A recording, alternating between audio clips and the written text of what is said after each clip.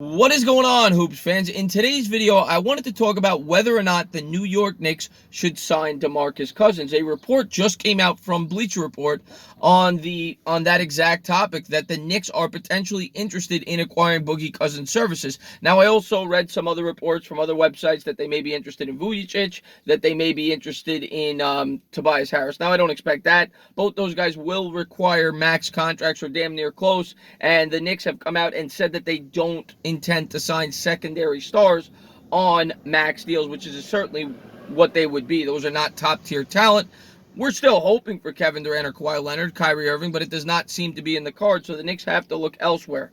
And does Boogie Cousins make sense? Well, Boogie Cousins, about 2 years ago, was one of the top 15 to 20 players in the league. He was averaging 25 points, 13 rebounds, and was part of that two-headed monster for about half a season with Anthony Davis down there in New Orleans, and they looked as if they had a bright future before, of course, Cousins suffered that horrible injury and tore his Achilles. He then signed a one-year prove-it contract with the Golden State Warriors and, formed a five-headed monster, of course, pairing up with Draymond Green, Kevin Durant, Klay Thompson, and Steph Curry. This year, he played 30 games after he recovered from injury, but then suffered another setback, which is why you're going to be able to get Cousins on a bargain. I don't expect him to get more than another one-year prove-it contract. He's coming off 2 injuries. However, he is still relatively young, and when he was healthy, he was one of the best players in the league. So is Cousins worth a shot at 28 years old on a one-year prove-it contract, maybe with a second-year option? I say, sure, why not? What do you have to lose if you're the New York Knicks?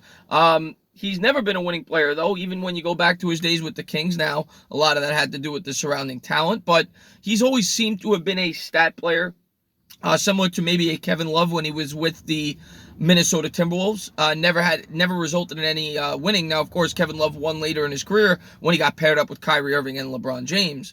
I don't think DeMarcus Cousins is going to be a guy that's going to win you championships unless he's paired up with other top-tier talent like he was in Golden State.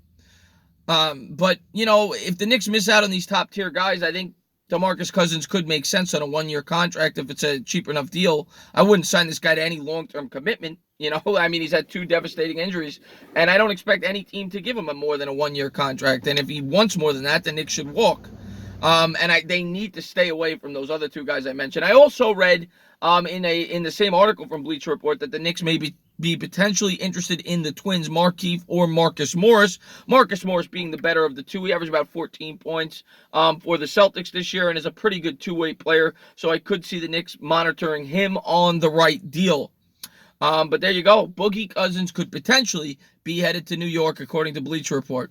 As always, if you liked what you watched, please subscribe, drop a comment, maybe give me a little thumbs up. Cheers.